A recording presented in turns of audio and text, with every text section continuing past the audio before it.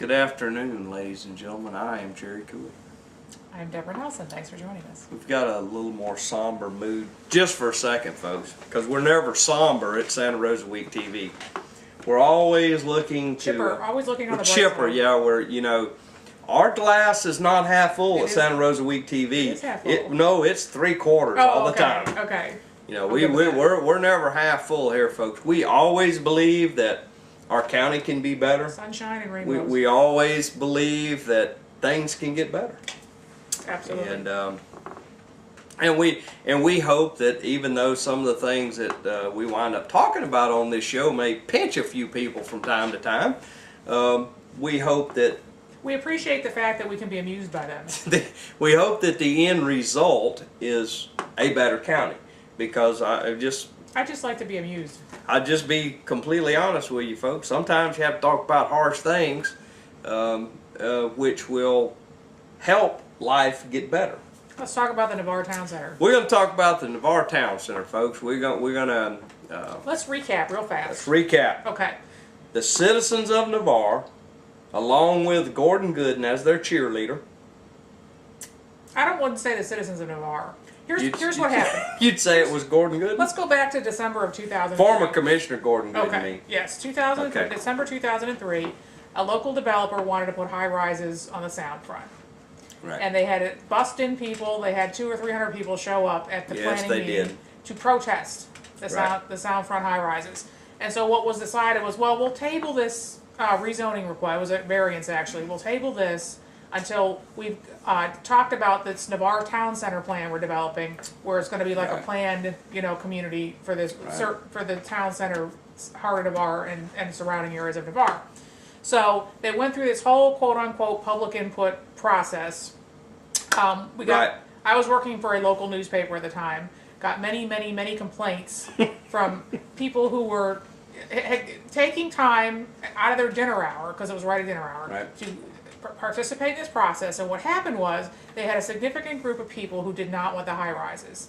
And what they did was, in a non-voted, appointed act, they appointed a height restriction committee. No, a steering committee. Steering committee. That would oversee what everybody else, all the public Right. input, little projects were happening. Right. And of course, that steering committee ended up voting for the high rise. They originally wanted it 200 feet, and they lowered it down to 150 feet. But the steering committee pushed it through, despite all the protests. The final vote on this Navarre Town Center Listen plan- carefully, folks. The final vote. I was there. The final vote was on what day? It was on the evening that Hurricane Ivan was churning into town. That Now- was when they held it. They did not cancel it. When you go back and review the county commission tape, it was utopia at the time. There was no problems. It was a good process, and we held the vote, and Right. and we got. There were still many people. I'm just saying that No, I there's understand, different right. perspectives. Yeah. Wink, wink, Despite folks. the fact that the hurricane was coming in, there still was a significant group of people who showed up to protest the high rises. Right. Of course, it was voted through. It was pushed through. Now, I do want to point out that in this, our former county commissioner, Gordon Gooden, it was so very important, note the sarcasm rolling off of me, it was so very important that there be scenic views so that we didn't block the sound. You know, it was so very important. Yeah. It's massively important that when we stab all of these high rises on the sound side, that we gap them so that there's room in between. They were leaving peepholes. Yeah. That was one section of it. Now, there was also a section Of where, how it looks, the roof lines. I mean, and these people were...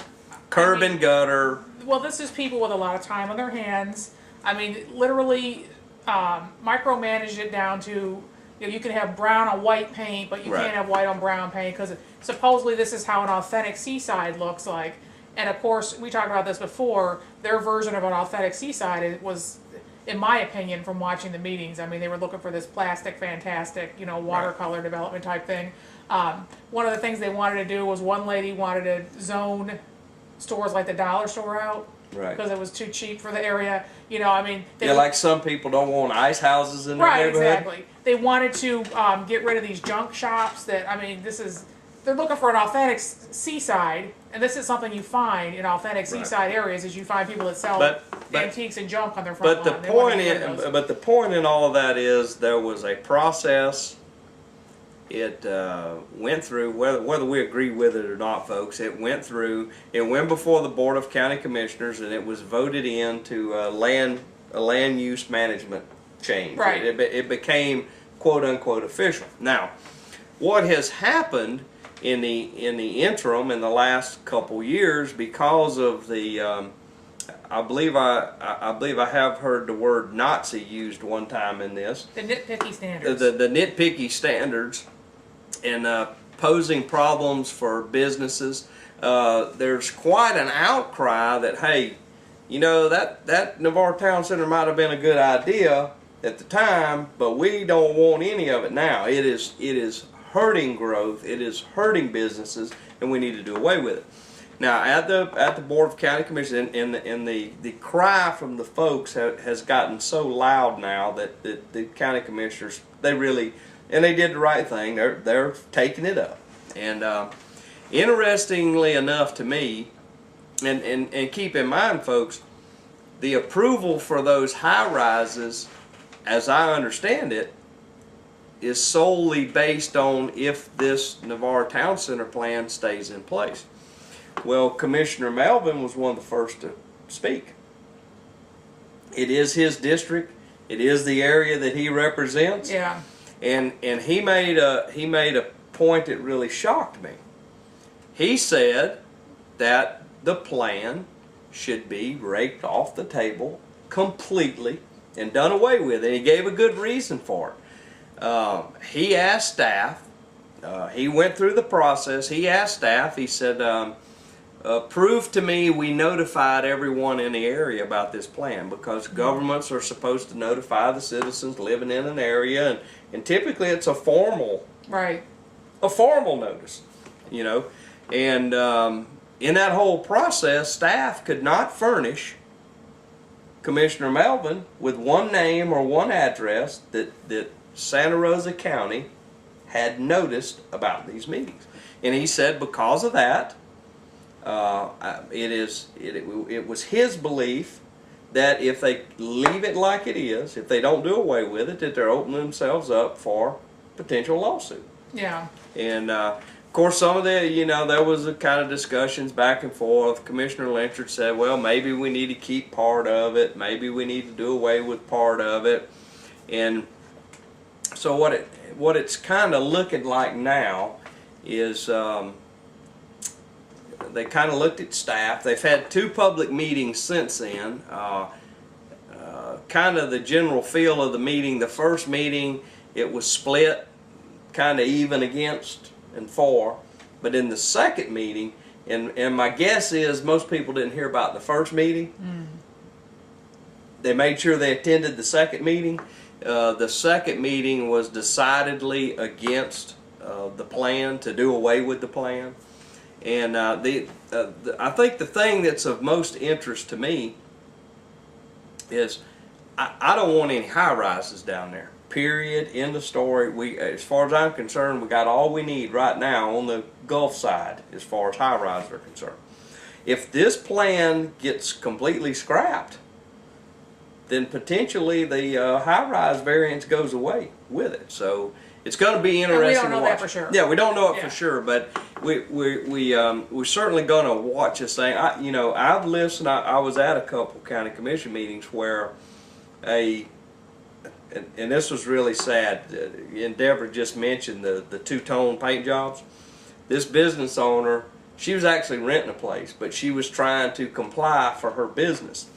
And so she went and got the color wheel and picked the colors, and she painted the trim dark and she painted the building light, and they came back and they made her reverse after she'd already painted. And this poor lady had basically gotten volunteer help, her friends and family members, and and certainly in economic times we're in today,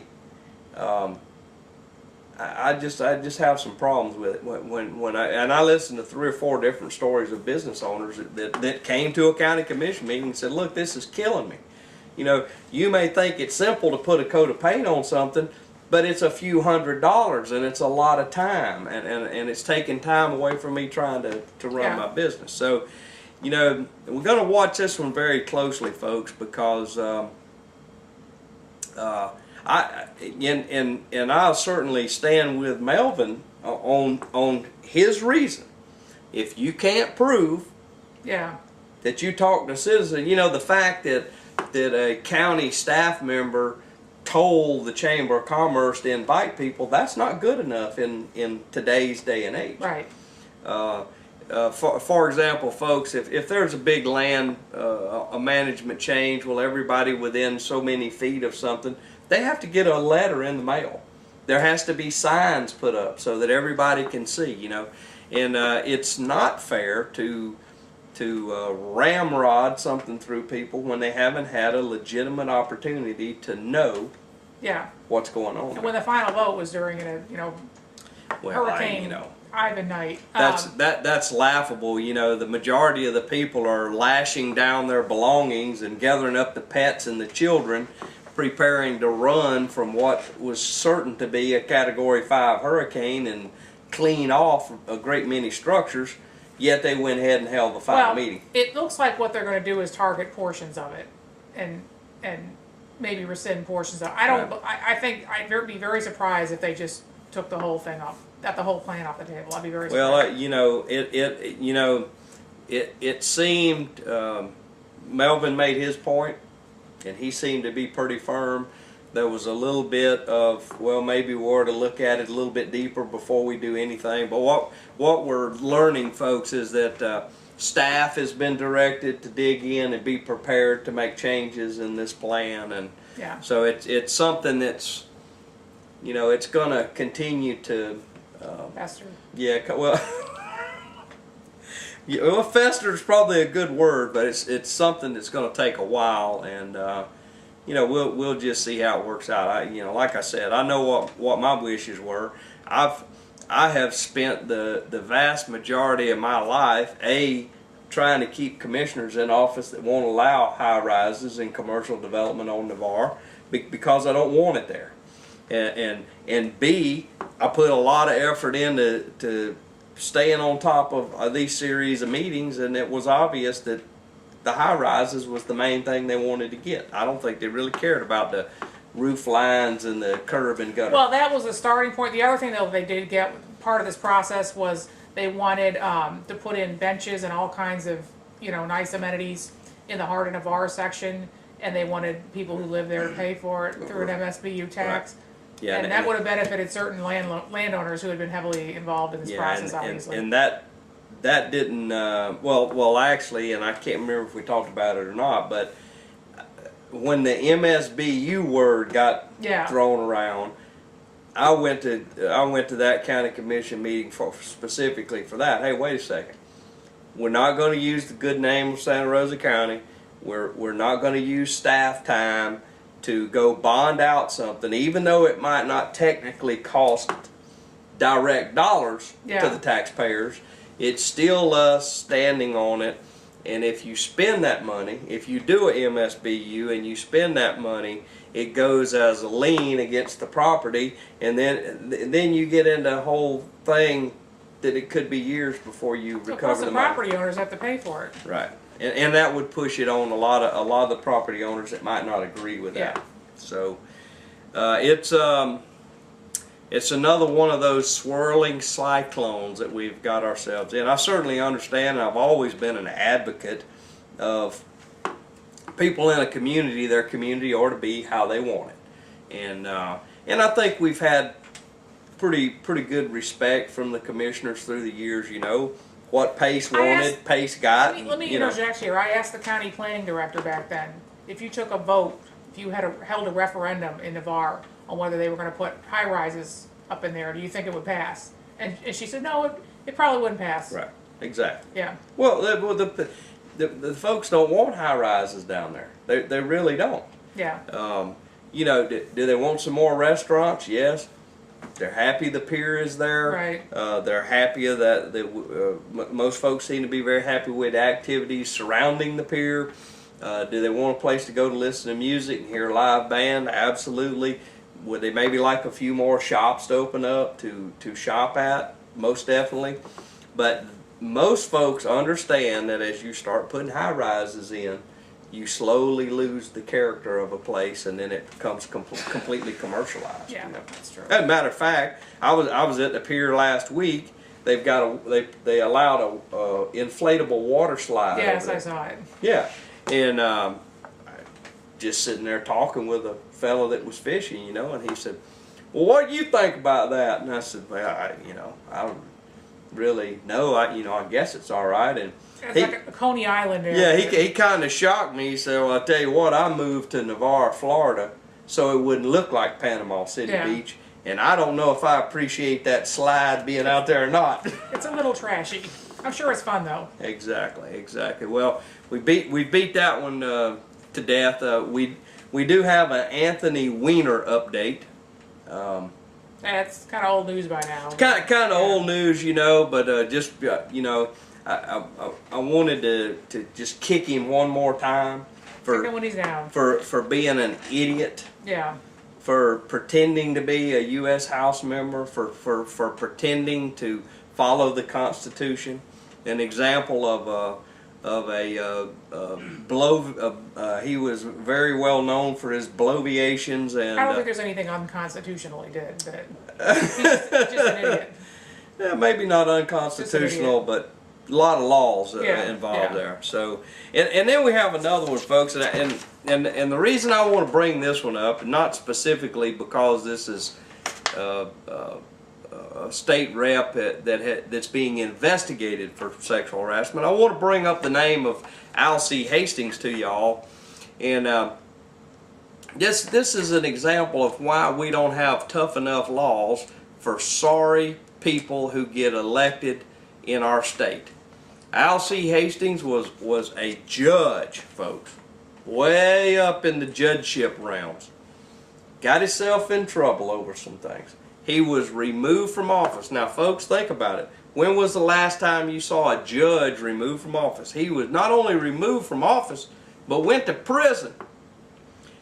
He fought them, or fought us, basically, continued to get paid, did his time in prison. Now we find he's now been a state rep for 14 years. Yeah. And now here he is apparently being investigated again. For sexual harassment. Somebody 74 years old. Somebody like this should have never, he should have been left in prison, and that should have been the end of him. So we have one more little item. Speaking of that milieu. And I want to say something up front. Across the board, government, private sector, the whole, everybody included, we all know what computers are capable of. Their computers are capable of great good. Computers are capable of great evil.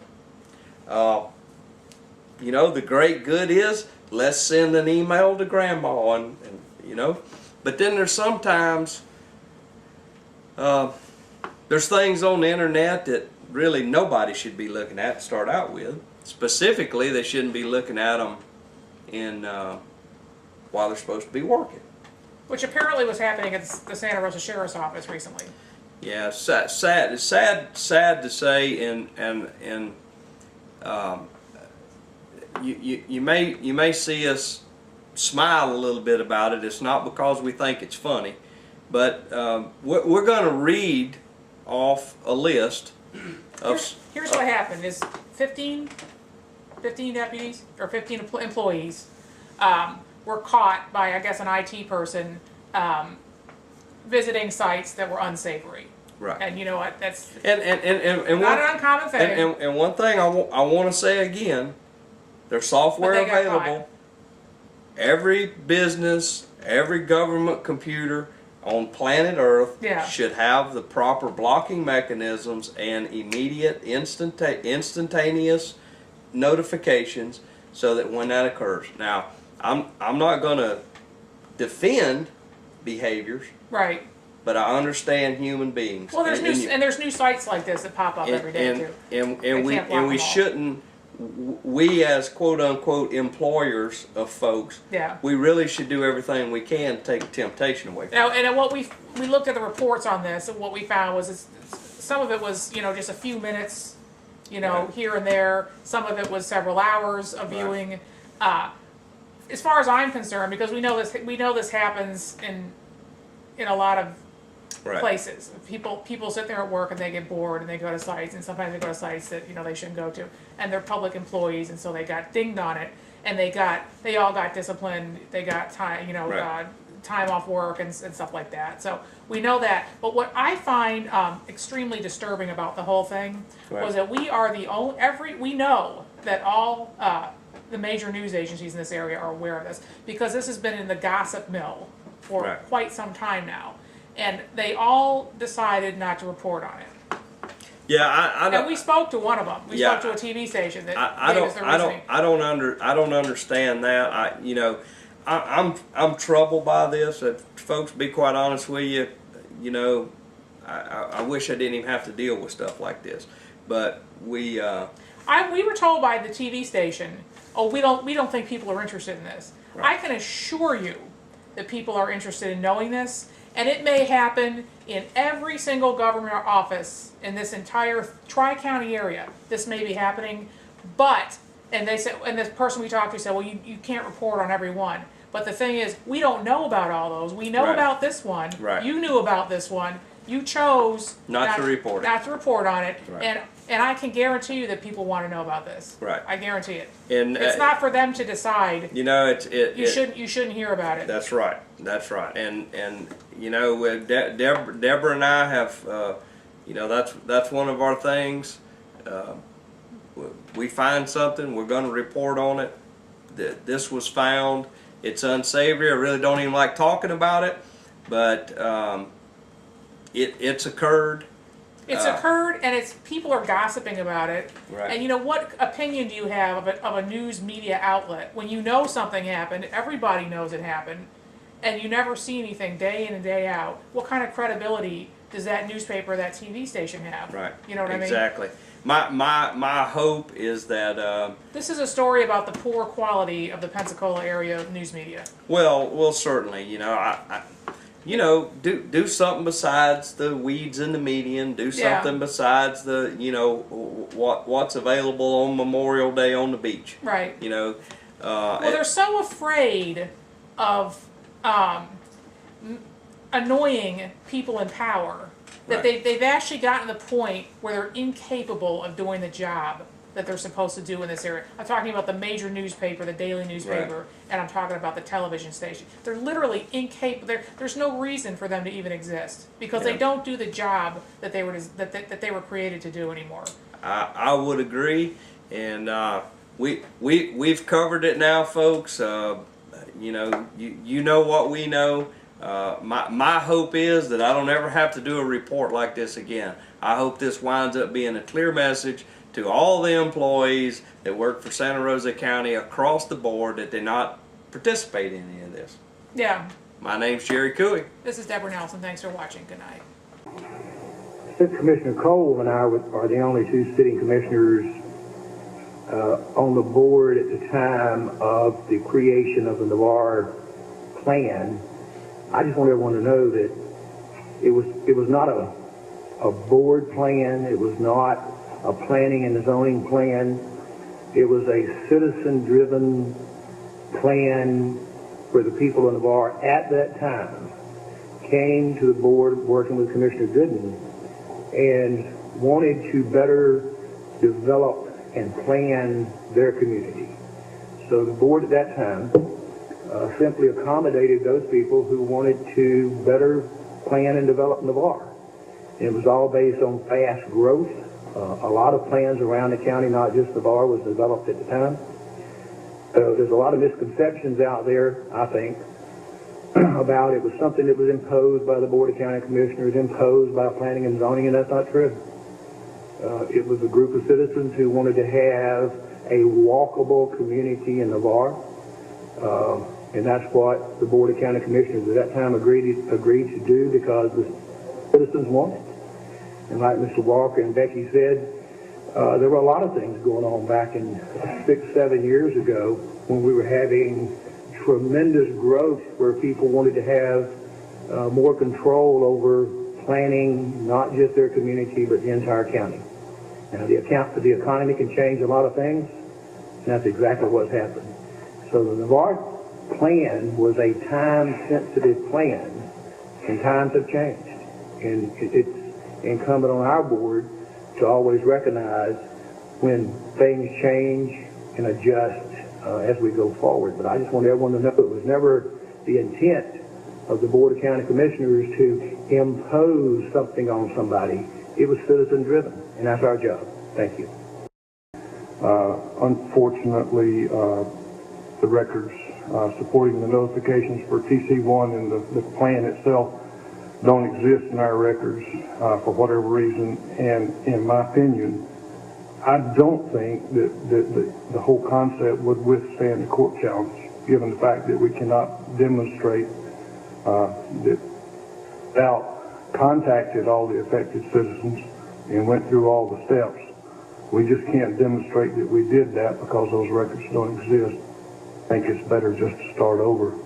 As Commissioner Salter pointed out, it was a public-driven process when this was enacted. The reversal of this will be a public-driven process. We're going to go through the whole rezoning process. They will have 3 public meetings. There will be notices mailed out to all those affected. So we're not directing staff to repeal the entire portion of the Land Development Code dealing with the Navarre Town Center. We are directing staff to start this process. And this is a process that's going to take quite some time. It's going to involve a lot of public input, and we may start out with an eye towards how do we unwind Navarre Town Center. We may end up with a modification. It may be a severe modification, but we may retain some portions of the Navarre Town Center because there are some things that I have a hunch that people may decide they want to keep. View shed protection, preserving the view of the sound as you drive down 98. That's important to just about everybody who lives in Navarre, I think. And when they realize that if we repeal the town center in total, and then we're doing away with view shed protection, there may be hue and cry to retain that part of the plan.